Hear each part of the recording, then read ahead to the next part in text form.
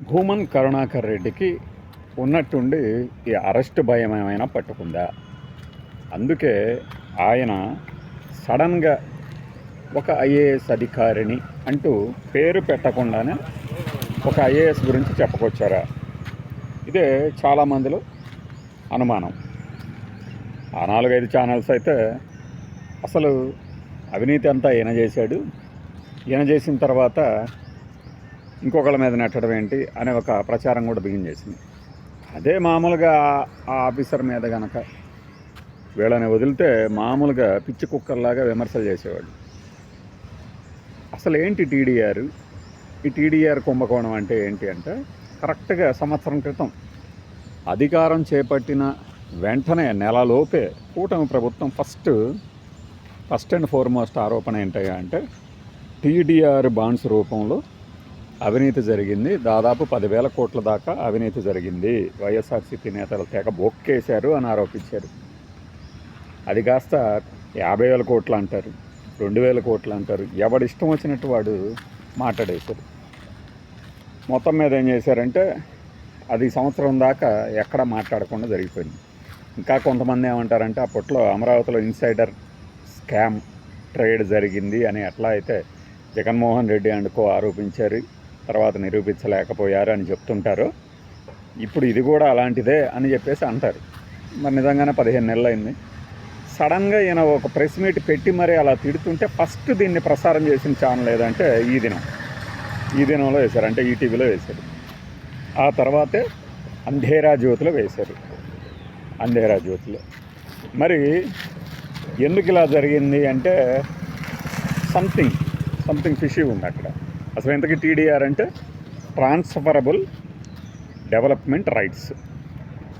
ఇది ఎప్పుడు చేస్తారు అంటే, ఇట్లా ప్రభుత్వం ఏదైనా ప్రజోపయోజనాల పనుల కోసమని రోడ్ల విస్తరణ, రకరకాల రూపంలో ప్రజలకు సంబంధించిన ఆస్తులను కనుక తాను తీసుకుంటే, అంటే ఏం లేదు, ఇప్పుడు అక్విజిషన్ అంటారు కదా, అలాంటి పద్ధతుల్లో కనుక సేకరించినప్పుడు ఈ టీడీఆర్ బాండ్ల రూపంలో వాళ్ళకి నష్టపరిహారంలాగా ఇస్తారు. ఆ టీడీఆర్ని ఏం చేశారు వీళ్ళు, వైఎస్ఆర్సీపీ వాళ్ళు అని చెప్పి ఆరోపణ అంటే, అసలు పోయిన రోడ్డు లేదంటే విస్తరించిన రోడ్డు చోట్ల గజం రేటు 500 ఎంతో ఉంటే, వీళ్ళు దూరంలో ఉన్న ఒక కమర్షియల్ ఇంటి నెంబర్ వేసి దానికి 5,000 చేశారు. అంటే నేను ఎగ్జాంపుల్ చెప్తున్నా. ఇలా బొక్కేశారు, కావాల్సిన వాళ్ళకి కట్టబెట్టినట్టు బాండ్ల రూపంలో. అంటే ఈ బాండ్లను ఎప్పుడు కావాలంటే అప్పుడు మార్కెట్ రేట్ ప్రకారంగా అమ్ముకోవచ్చు అంటారు.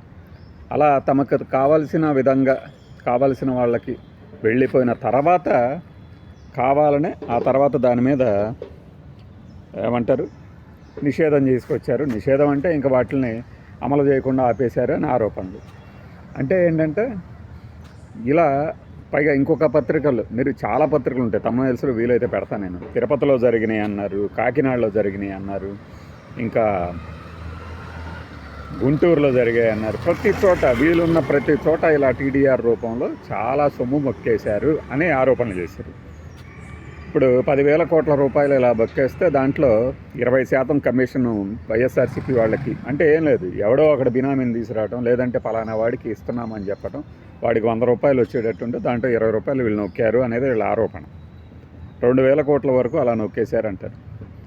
దీనినే ఇప్పుడు భూమన్ కరుణాకర్ రెడ్డి గారు ఏం చెప్పారంటే, అలా టీడీఆర్ దానికి ఆవిడ చేస్తే మేము అడ్డుపడ్డామని నా మీద ఇలా ఆరోపణ చేస్తున్నారు, ఏ విచారణకైనా సిద్ధం అంటున్నారు. అంటే బహుశా ఆయనకి అలాంటి ఫైళ్ళు కదులుతున్నట్లు ఏదైనా సూచనప్రాయంగా తెలిసి ఉండాలి. మరి ఆ టీటీడీ చైర్మన్ కూడా ఏదో సవాలు విసరటంతో పాటు ఇంకొక, అంటే నోరు జారటం అంటారు దాన్ని, తిరుపతి నుంచి తరిమి కొట్టాలి అంటే, ఒక రాజకీయ నాయకుడిని తరిమి కొట్టడం అంటే ఏముంది, రాజకీయాలు లేకుండా చేయగలిగితే ప్రజలు చాలు, అతని అధికారాన్ని పీకేసినా సరిపోతుంది. కానీ తరిమి కొట్టాలి అంటే అది ఎలాంటి భాష, పైగా మనం ఎలాంటి పీఠంలో కూర్చొని మాట్లాడుతున్నాం, అవన్నీ ఆలోచించుకోవాలి. ఇది టీడీఆర్కి సంబంధించినటువంటి వివరాలు అన్నమాట. మీకు కొంత విషయం అర్థమైంది అనుకుంటున్నాను. ఇంకా డీటెయిల్గా ఇంకా డేటాతో మళ్ళీ మనం మాట్లాడుకుంటూనే ఉందాం. బాయ్.